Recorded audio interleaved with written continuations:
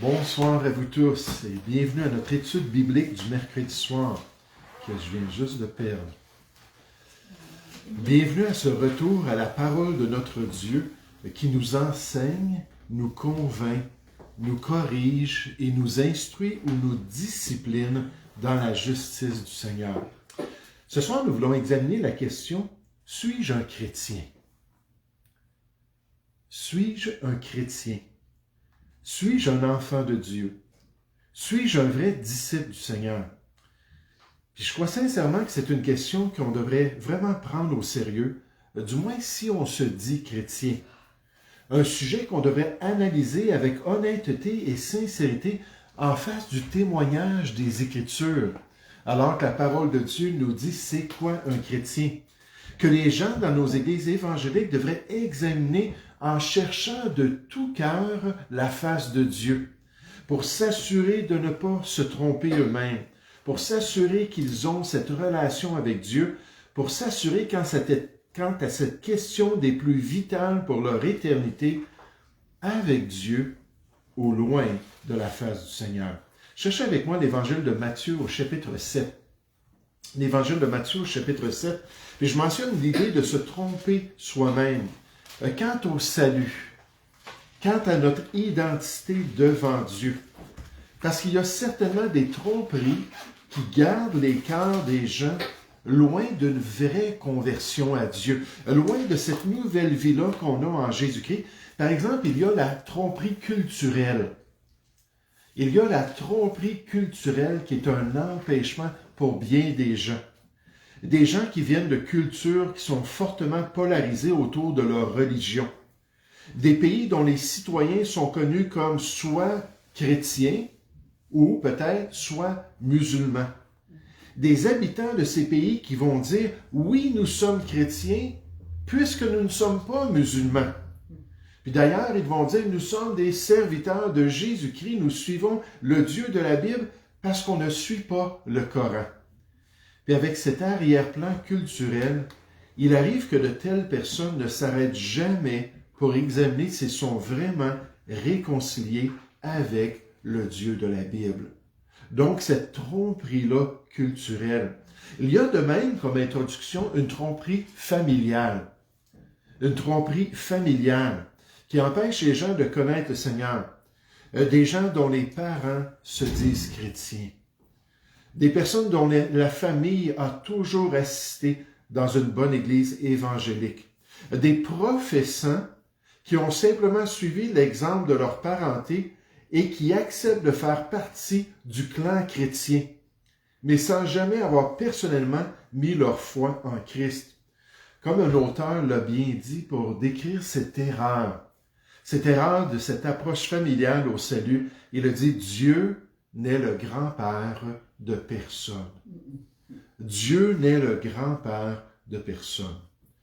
Une autre tromperie populaire dans certains milieux chrétiens est la tromperie religieuse. La tromperie religieuse. La tromperie de ceux qui se fient dans leur assistance assidue à l'Église comme une garantie qu'ils sont corrects devant Dieu. La tromperie de gens qui affirment avoir donné des offrandes à leur assemblée chrétienne pendant des décennies, puis à cause de ça, tout est correct. D'avoir servi dans différentes capacités au milieu d'un corps local et qui se concentrent sur leurs œuvres et leurs actions pieuses plutôt que sur une vraie relation avec le Seigneur Jésus, qui refusent en fait de regarder en profondeur leur propre cœur pour s'assurer de s'être repentis et d'avoir mis leur foi dans la croix du Calvaire. Comme cet homme que j'ai mentionné dimanche, cet homme qui assistait depuis 60 ans dans une église baptiste. Lorsque je l'ai questionné sur sa relation avec Dieu, son expérience de salut, tout ce qu'il avait à dire, c'est « On a toujours été dans l'église. On a toujours servi. » Il était un diacre même dans son assemblée. On a toujours été là, engagé envers l'œuvre de Dieu. Puis il ne pouvait jamais me dire que oui, il avait expérimenté la nouvelle vie en Jésus-Christ. Ou cette dame à Saint-Hyacinthe qui m'avait demandé tout d'un coup de devenir membre puis d'être impliqué dans l'église là-bas. Puis je m'étais assis avec elle et un chrétien, puis on avait discuté de sa conversion. Puis quand j'avais posé la question, quand est-ce que tu as reçu Jésus dans ta vie? Elle m'a répondu, mais j'ai toujours amené mes enfants à l'église. OK, c'est pas tout à fait ça que je lui ai demandé. Ou quand est-ce que tu as reçu ce pardon-là, cette nouvelle vie-là en Jésus-Christ? Ah, ben j'ai toujours mémorisé les Écritures. Puis jamais capable de dire qu'elle avait expérimenté une nouvelle vie en Jésus-Christ, basée plutôt sur leur performance. Alors la question pour nous ce soir, c'est « Suis-je un chrétien? » Matthieu chapitre 7. Dans ce passage, Jésus aborde la question des faux frères, des faux enseignants, des fausses brebis. À partir du verset 15, on ne reculera pas jusque-là, on va regarder un peu plus loin. Puis ce qu'on apprend de cet enseignement du Seigneur Jésus, c'est que le fait de parler de Jésus ne fait pas de nous un chrétien. Le fait de parler de Jésus ne fait pas de nous un chrétien. Matthieu chapitre 7, verset 21. Il dit « Ceux qui me disent « Seigneur, Seigneur ». Ceux qui sont capables de s'adresser poliment à Jésus, ceux qui disent être en relation avec lui, être un serviteur de leur Seigneur, on nous dit « Ceux qui me disent « Seigneur, Seigneur » n'entreront pas tous dans le royaume des cieux, mais seulement celui qui fait la volonté de mon Père qui est dans les cieux. » Là, je pense juste à Jean 13, quand Jésus a dit « Vous m'appelez Seigneur et Maître, et vous dites bien, car je le suis. » C'est pas ce verset-là que je voulais. C'est quand Jésus dit, et là, j'ai pas la référence, désolé, quand Jésus dit « Pourquoi m'appelez-vous Seigneur, Seigneur, et ne faites-vous pas ce que je veux, ce que je vous dis. » Et on peut dire « Seigneur, Seigneur », mais sans faire la volonté de notre Père céleste. On nous dit ici dans Jean 6,40, où Jésus a spécifié dans Jean 6,40, il a dit « La volonté de mon Père, c'est que quiconque voit le Fils et croit en lui ait la vie éternelle et je le ressusciterai au dernier jour. » Donc il a dit, c'est pas de dire « Seigneur, Seigneur » qui garantit notre salut. C'est quoi la volonté de mon Père? Qu'est-ce qui va vous permettre d'entrer dans son royaume? C'est de croire en Jésus puis de recevoir cette nouvelle vie-là en Jésus. Parler de Jésus, mais sans une vraie relation avec lui. Se dire un serviteur du Seigneur, mais sans avoir la nouvelle vie, la vie éternelle qui se trouve en lui. Se présenter comme un chrétien pour être ensuite rejeté pour toute l'éternité, loin de la face de ce même Seigneur. Quelle tragédie, quelle tristesse, quel pleurs et grincement de dents, que d'apprendre que tout ce temps, j'ai joué le rôle de chrétien, mais je ne suis jamais rentré sincèrement en moi-même, comme le fils prodigue, n'est-ce pas, qu'on voit dans Luc chapitre 16. Je suis jamais rentré en moi-même pour considérer mon péché, puis considérer mon état spirituel devant Dieu. Et Jésus, en parlant de ces fausses brebis-là, nous dit, c'est pas assez de mentionner Seigneur, Seigneur. Non, il faut avoir cette relation. 2 Thessaloniciens, chapitre 1, au verset 7, nous promet qu'un jour, le Seigneur Jésus apparaîtra du ciel avec les anges de sa puissance au milieu d'une flamme de feu pour punir ceux qui ne connaissent pas Dieu. Donc, c'est ça l'enjeu ici. C'est pas de dire Seigneur, Seigneur, c'est de le connaître, d'avoir une vraie relation avec lui. Et ceux qui n'obéissent pas à l'évangile de notre Seigneur Jésus-Christ, qui se sont jamais soumis au plan de Dieu tel que décrit dans la parole de Dieu. Oh, que c'est la dernière chose qu'on voudrait pour ces gens-là. Un auteur a dit, essentiellement, l'enfer, c'est la séparation pour toujours de la présence de Dieu. Pour ceux qui refusent dans cette vie la grâce de Dieu, Dieu un jour leur donnera ce qu'ils veulent réellement, c'est-à-dire aucune expérience avec Dieu pour l'éternité. C'est ça le grand drame, c'est ça la réalité, le théologien J.P. Moreland. Donc, parler de Jésus, mais sans une vraie relation avec lui. Dans notre passage, Jésus enseigne de même, et comme c'est important, que le fait de servir Jésus ne fait pas de nous un chrétien. Le fait de servir Jésus ne fait pas de nous un chrétien. Puis comprenez que ce sont de bons éléments pour ceux qui sont des vrais chrétiens de parler du Seigneur avec politesse, puis de le considérer comme notre Seigneur, d'accepter sa seigneurie, puis de servir le Seigneur avec notre vie, mais ce ne sont pas des substituts d'une vraie conversion à Dieu, d'une vie nouvelle en lui, comme on va le voir dans un instant. Mais regardez dans Matthieu chapitre 7, au verset 21, on nous dit « Ceux qui me disent « Seigneur, Seigneur », n'entreront pas tous dans le royaume des cieux, mais seulement celui qui fait la volonté de mon Père qui est dans les cieux. » Donc, les gens doivent s'examiner, les personnes doivent considérer le plan de Dieu, puis le salut de Dieu sincèrement, puis se regarder dans le miroir de la parole. Puis là, il dit au verset 22, « Plusieurs me diront en ce jour-là, au jour du jugement, quand ils vont être en face du Seigneur lui-même. Ils vont dire « Seigneur, Seigneur » encore, à la bonne désignation de la personne de Christ. Mais Seigneur, Seigneur, puis remarquez, n'avons-nous pas prophétisé par ton nom?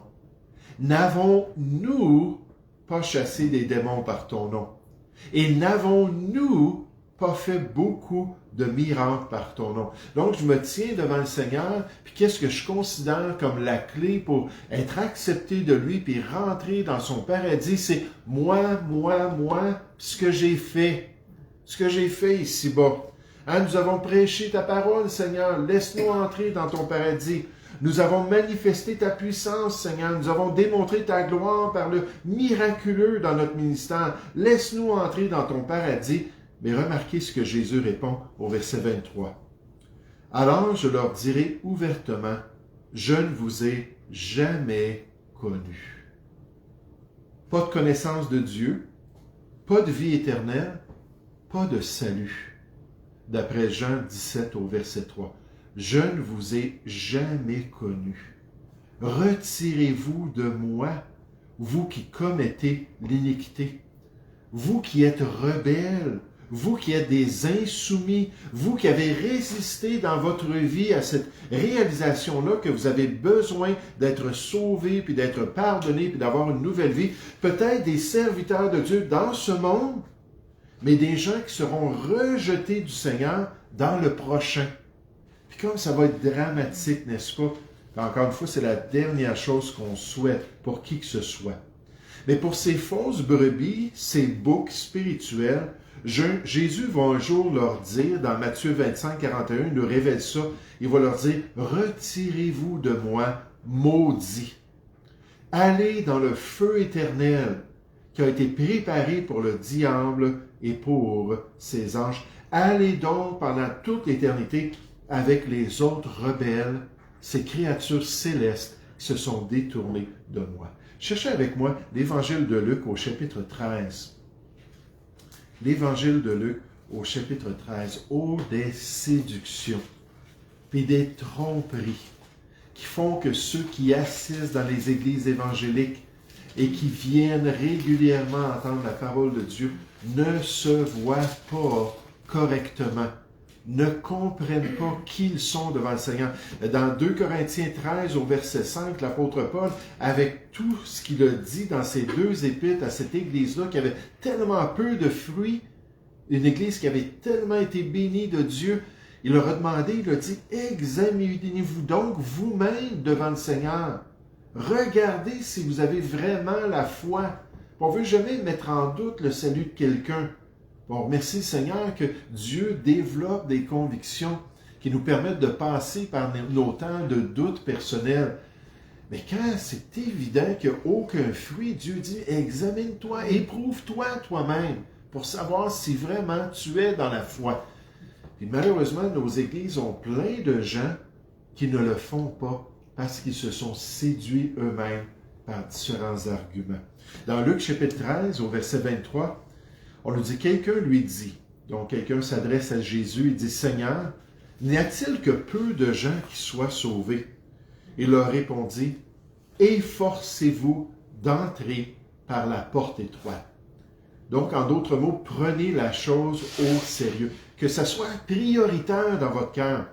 Car je vous le dis, beaucoup chercheront à entrer et ne le pourront pas.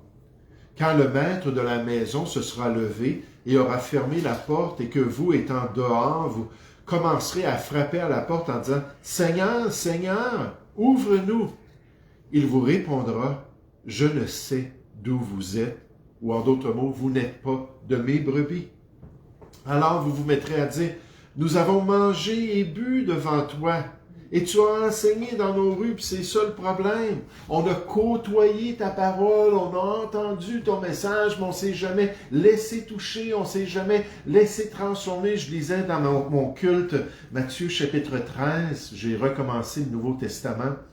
Puis dans Matthieu chapitre 13, les apôtres demandent à Jésus, ils disent, verset 10, je crois, « Pourquoi est-ce que tu leur parles en parabole? » Là, Jésus a dit, « Parce que vous pouvez comprendre, puis ça vous a été donné, mais eux ne peuvent pas comprendre. Pourquoi? Parce qu'ils ont fermé leur cœur.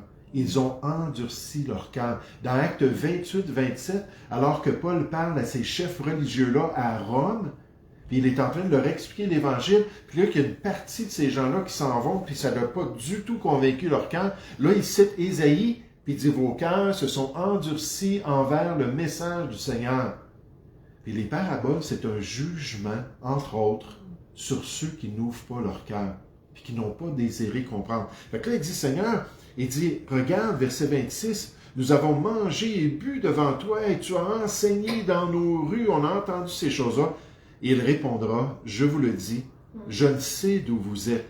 Retirez-vous de moi, vous tous, ouvriers d'iniquité, qui n'ont pas été pardonnés, qui n'ont pas été justifiés, qui n'ont pas été changés. C'est là qu'il y aura des pleurs et des grincements de dents.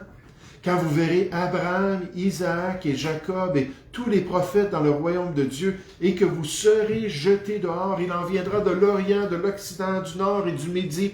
Ils se mettront à table dans le royaume de Dieu, et voici, il y en aura des derniers qui seront les premiers, et des premiers qui seront les derniers. Et comme c'est tragique, comme c'est malheureux que ces gens ne se sont pas éprouvés eux-mêmes pour s'assurer qu'ils sont les enfants de Dieu.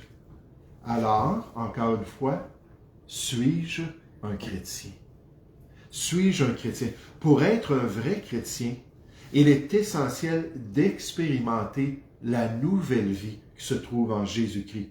Il est essentiel d'expérimenter la conversion au Seigneur par la grâce de Dieu, de naître de nouveau en se confiant dans l'œuvre que Jésus a accomplie sur la croix du Calvaire. C'est pas assez de dire Seigneur, Seigneur, c'est pas assez de dire je crois que Jésus c'est un personnage historique, je crois que Jésus c'est le plus grand homme qui est venu dans ce monde. Non, je crois que Jésus est mort sur la croix pour mes péchés. Puis là, je lui demande, sois donc apaisé envers moi, qui suis un pécheur.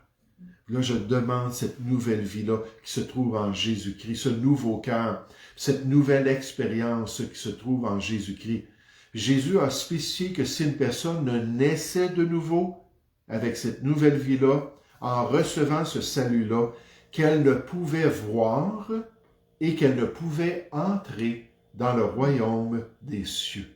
C'est-à-dire que ça allait être une personne perdue pour toujours. Jean 3, versets 3 et 5. Puis là, il s'est écrié à Nicodème, « Il faut que vous naissiez de nouveau.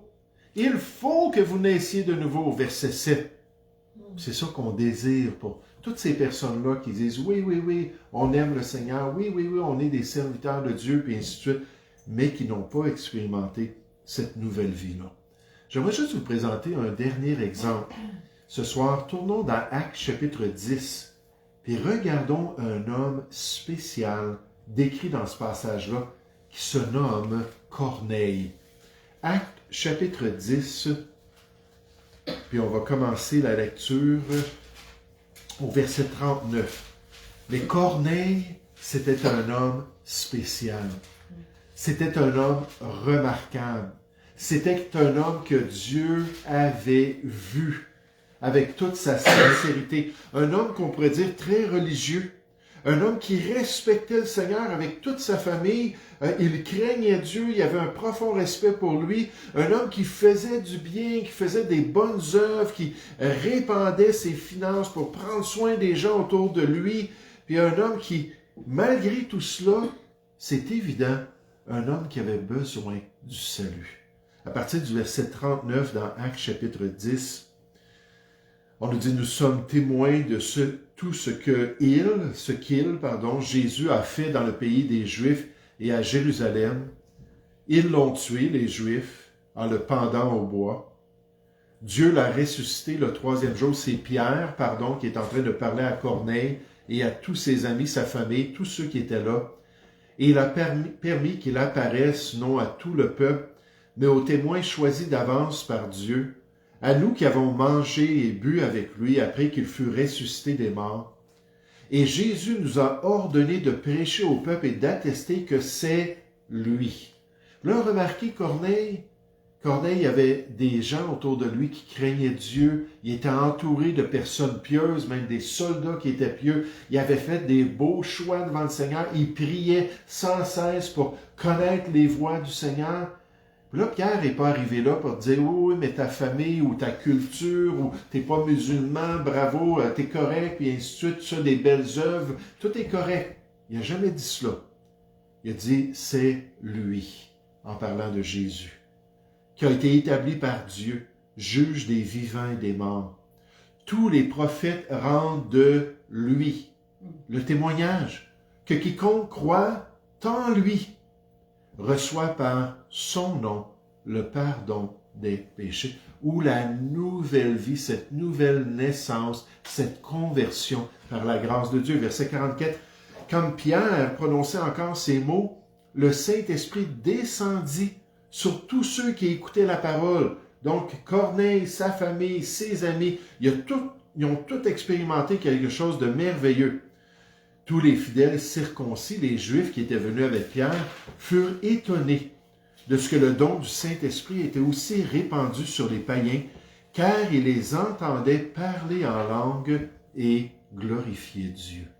La nouvelle vie était évidente. L'expérience qu'ils ont vécue, ces Juifs-là, à la Pentecôte, venait de se manifester avec des non-Juifs, avec la similarité qui allait convaincre l'Église de Jérusalem, du moins en partie, qui allait convaincre surtout les apôtres pour commencer que Dieu était aussi le sauveur des non-juifs, des païens.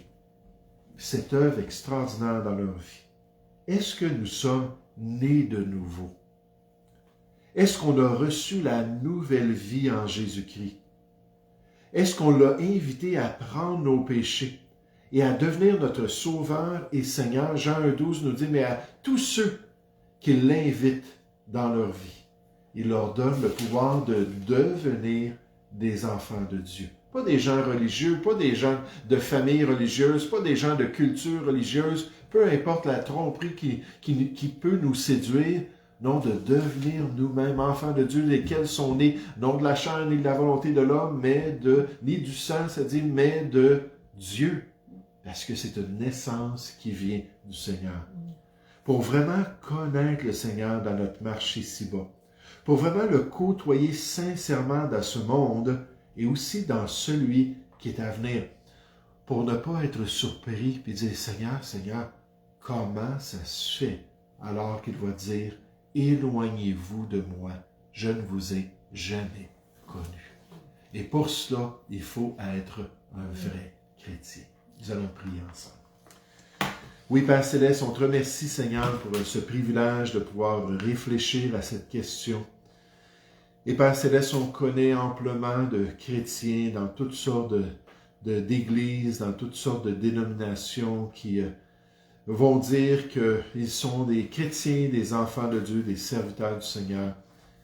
Mais lorsqu'on les questionne un peu plus, ils ne peuvent pas pointer un jour, sans savoir une date précise, Seigneur, mais ils ne peuvent pas dire qu'un jour ils ont invoqué le nom du Seigneur, qu'un jour ils ont reçu l'Évangile dans leur cœur, qu'un jour ils ont expérimenté cette nouvelle naissance d'en haut, et qu'ils savent par le témoignage du Saint-Esprit dans leur cœur, en profondeur, qu'ils sont vraiment des chrétiens.